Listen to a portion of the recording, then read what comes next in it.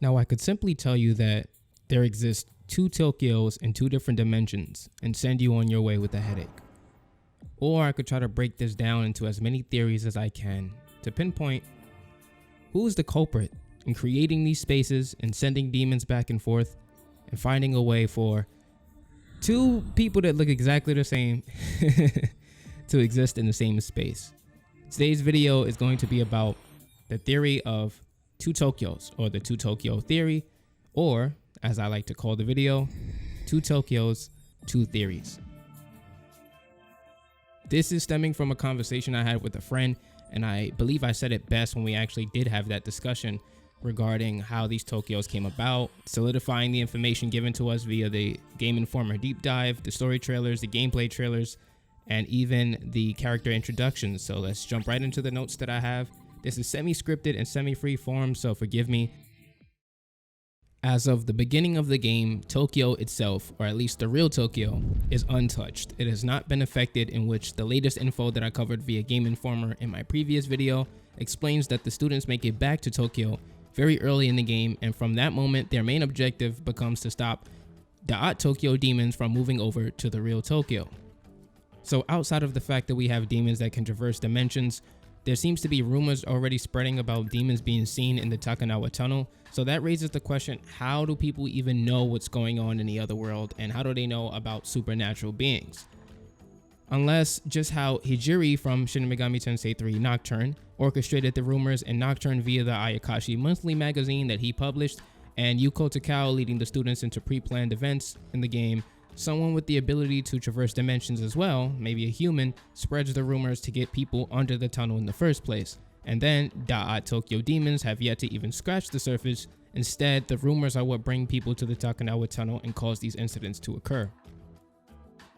That could be for two many theories that I have, and this is where the theory comes into play, and that's number one, for the purpose of trapping unbeknowing humans to feast on them and store their Magatsuhi in that green Shinto sealed room that we saw in the story trailer that looks a lot like a growing dimensional portal, and Aogami, or what seems to be Aogami, coming from the ground and arriving into another world by the hand in the air that, like I told you guys before, one for one matches the very first trailer we had where the hero extends his hand after being attacked by demons with Tao Isanokami. Now we know who she is. I'll tell you why that theory makes perfect sense to me though. People love to believe that the earlier trailers were just to show us what the game will look like and doesn't represent sequential events in the storyline. However, Tao Isanokami doesn't officially meet the rest of the gang, as said in the Game Informer, until after the Takanawa Tunnel Incident. In fact, if it wasn't in the Game Informer, it was definitely in the character introductions trailer, because she states, or at least the subtitles state, that she met them after the Takanawa Tunnel Incident, and all of them weren't friends. He only had one friend, which was, I believe, Dasai, Ichiro Dasai. So that scene from the very first trailer shows both her and the hero traveling in Da'at, and they don't officially expand the Bethel Japan Security Task Force until they arrive back, which was also stated in the character introductions trailer. It's very interesting to pinpoint how these events take place and when they take place. And given that we've been able to see a lot of the first dungeon, or what we believe to be the first dungeon, we already know how things are aligning right now. All of this, or at least the scene where Tao Isanokami and the hero are together in Da'at, must be happening in the middle of the traversion from real Tokyo into Da'at Tokyo, and before the inception, or at least the expansion, of the Bethel Japan Task Force. So this is before they all get their powers, because it also states that the hero joined after getting his powers from Hayao. So Koshimizu gave them powers after they got to the Bethel Japan Task Force. He definitely did not meet them in Da'at, and in order for Isanokami to even bring the other students to the Bethel Japan Security Force, they would have to have met in Da'at. So we know this is definitely happening in the middle, and that trailer, the very first trailer we saw, was a scene from the middle of the first maybe 2 hours of the game. Why does this matter? Let's bring it back to topic, right? Because in that same early scene, the hero and Tao are attacked by demons. Now we know that they're daimons, and we know who the two characters are, and the hero puts his hand up in that same way, I'm getting to the point, that Aogami does in the story trailer when he is briefly shown coming out of the ground in the green room. My theory is really just stating that the scene in the story trailer and the scene from the very first trailer we had is foreshadowing showing opposites, which is the hero, the opposite of Aogami in a sense. Or, yeah, I guess that's really what I'm saying. He's the opposite of Aogami. I believe that they're one and the same. So they are showing opposites in the same position. They both have their hands up.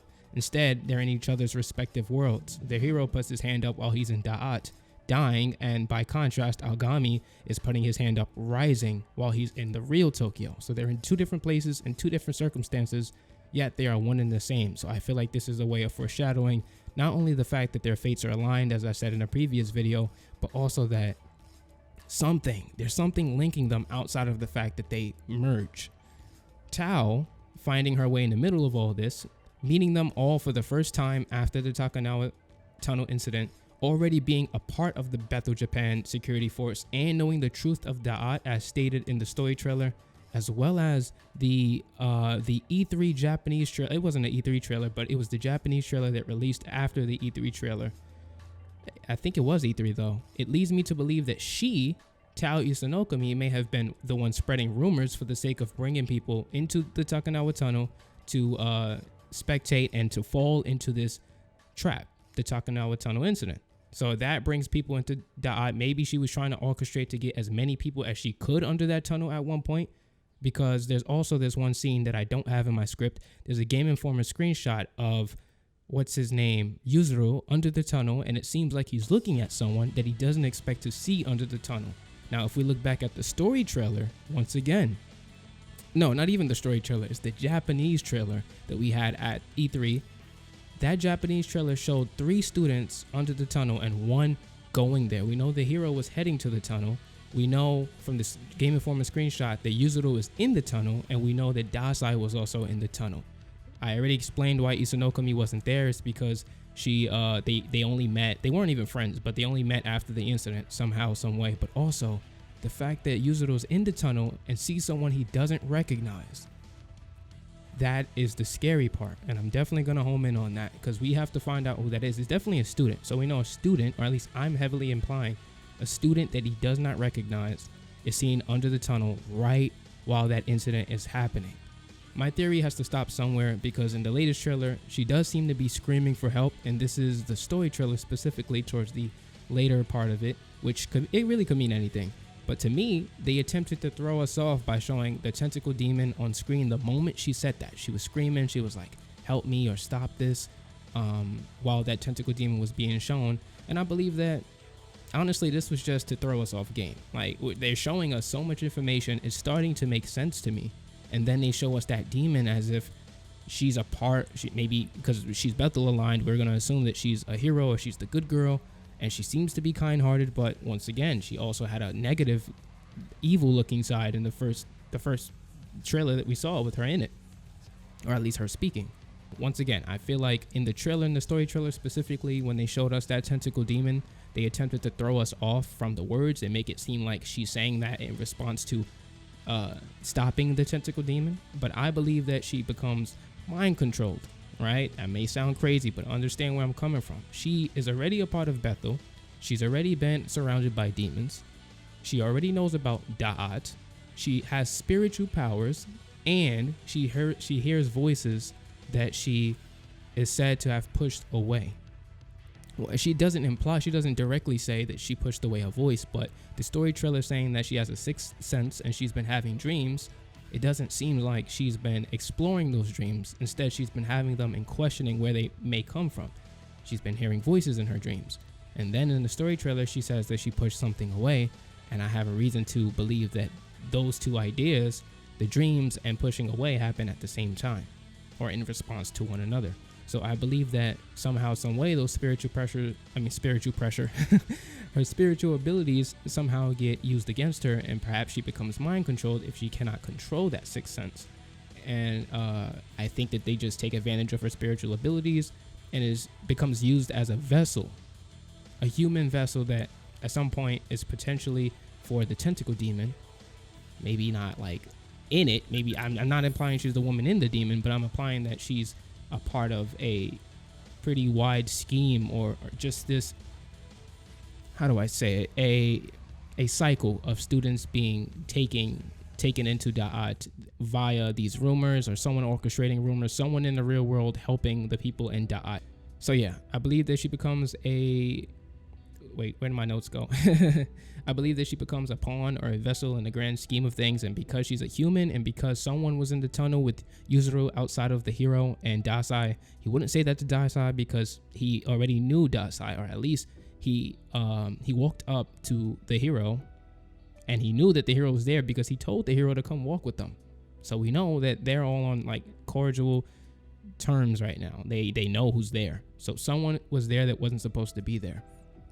Also, like I said, I believe that those scenes were directly aligned, but not for why most people think. And I explained why. They wanted us to believe that she's a good girl and that she's asking for help. She's asking for the Nahobino to help save her or save everyone from this situation.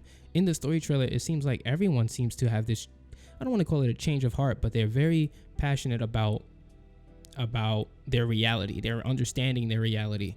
Ichiro Dasai, I said in my previous video, he seemed the most likely to turn heel, I guess you could call it, because he was losing the willpower and saying, all right, he was questioning if he's fighting for the right cause. Fighting for Bethel, fighting for the peace of Tokyo is the right thing to do, right? And then directly after, once again, they said something that we can use to imply something, but that might be throwing us off as well. Right after that, Aogami says, I thought that you were using your power. I thought that you were working for the better of Tokyo. I thought you were fighting for the better of Tokyo, but apparently have been mistaken. So what could that mean? Well, we're going to assume that he said that to someone that was good at first and is aligned with whatever he's aligned with. And if Aogami finds his way at Bethel along with the Nahobino, then, or at least the hero, then we know that they're all supposed to be good. At least in that moment in the game, they're all supposed to be good, and someone goes rogue. Oh, that's a lot to take in. Yeah, so she states in her character introduction she heard the voice. We know from the story trailer that she pushed something away. I believe that it was the voice that she pushed away, and that voice could have been someone that could have been trying to reach her through her spiritual abilities, her sixth sense. It does not seem unlikely. She seems guilty of the fact that she pushed the voice away, at least in her tonality, and one could assume that she goes back on that decision. That voice that she heard could be the tentacle demon. As I said, I'm just running through all my notes. It could be the host of the tentacle demon, or it could be something related that can reach that tentacle demon throughout the dimensions. That she would have something that she would have a reason not to align with normally, and then somehow go back on her decision. So bringing that idea to a close, I have a reason to suspect that she's someone we should be watching out for, because she's a student that everyone seems to meet at the first time in the beginning of the game, also at the first time after the Takanawa incident, also with a very long history, presumably, with Koshimizu and Da'at. She has a very close connection with Da'at. Koshimizu, her spiritual sixth sense can allow her to potentially feel or hear things throughout the dimensions. That just opens a can of worms for fucking characters like Yuha, whatever you could say his name, and it's crazy. Maybe even Stefan, like, and because, right, that's a whole nother video. That's my second theory, but I have to get into it anyway, so let's just jump right there. If Koshimizu, Hayao Koshimizu, is a part of Bethel, and she's a part of Bethel, and Koshimizu is law aligned, or he's fighting for the peace of Tokyo, which means he's on the good side, that would raise the question, how does Isanokami become evil without being under the eye, or at least being monitored by Koshimizu when all of this is happening? Well, I believe, second theory, that Koshimizu is not to be trusted. For the same reasons that Tao should not be trusted, but also because he's the prime minister of Japan. He gives the program, the demon summoning program, to the students that join Bethel. I wouldn't take something from someone just because they said, hey, I'm doing good with this power. You have a literal power behind you. I think it was a power and an archangel. So he's got power, but he's really got power. He has order over Japan, and he's pretty much the big force against all of what you could call the military now. Like, there's no military because it's Dot, but because he has demons, and it seems like they're all able to traverse worlds. With that knowledge, he could cause a lot of fucking chaos. He's the order of Tokyo. So he can go back to real Tokyo, since they can traverse dimensions, and he could be stringing some things while being the prime minister. He could be moving things in his order. Let's think Shido from Persona 5. I don't know too much about that guy. I haven't beat the game, but We all know. Look at the man. He doesn't look good, and he's abusing his power. We know that from the beginning of the game. Look at SMT5. Hayao does not look like the man to be trusted. He has demons, he has power, he has everything. And we all know what the Chaos Route is about. The strongest will survive. The man with the most power stands on top, and there's nothing you can do about it. So my second theory, easy, I don't even have to go into it too much, is that he has power, but he's also connected to power. He's connected to Izanokami, who has a sixth sense.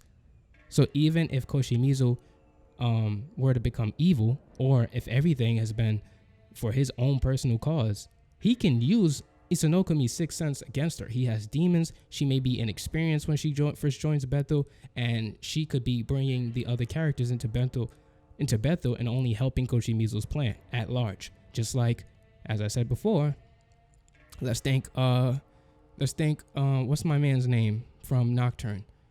I don't remember his name right now, but we all know, we all know who I'm talking about. He was a part of something big. Hijiri was a part of something big. Hikawa was a part of something big. The teacher was a part of something big. Yuko Takao. So all in that vein, man, I just think that this is all too familiar, and it just makes too much sense right now. And the game comes out in only a couple of months, so it's not that many trailers left for us to dissect. Took a little time, but I hope that it was clear and concise, and that you guys have thoughts on it, because honestly, this gets more fun as I kind of string this stuff together. And the minute someone says, hey, that doesn't connect, I'm probably going to cry in the corner, but fuck it. This was fun. Hope you guys enjoyed it. Let me know what you think. Like, on some real stuff, let me know what you think, because I'm going to go in the comments. I'm going to be watching you guys' video, by the way. Anywho, thank you for sticking with me. And I have some more videos coming out, about like 4 or 5. And a lot of them are interesting. They're not the standard videos that I've been making, so I hope you guys are looking forward to it. Anyway, my name is Krischenn with a capital K, and I will talk to you guys another day. Bye. So you mean to tell me that you really just sat there and watched that entire 15-minute video? If you did, you're a real one. Thank you so much, honestly. You can feel free to watch some more videos. I have one to the left, and I'll probably have one to the right. One is handpicked, and one is actually just me trying something new. Hopefully you enjoy it. Also, if you're here, you made it through the entire video, why not subscribe? I don't understand why you would miss out on more SMT5 discussions, talks, and potentially collaborations coming very soon. We're working on it. Yep, I definitely just hooked you. So I might as well just jump on board and we all run to the SMT5 train, right? So thank you for watching the videos, and I hope you stick around for a good while. See you soon.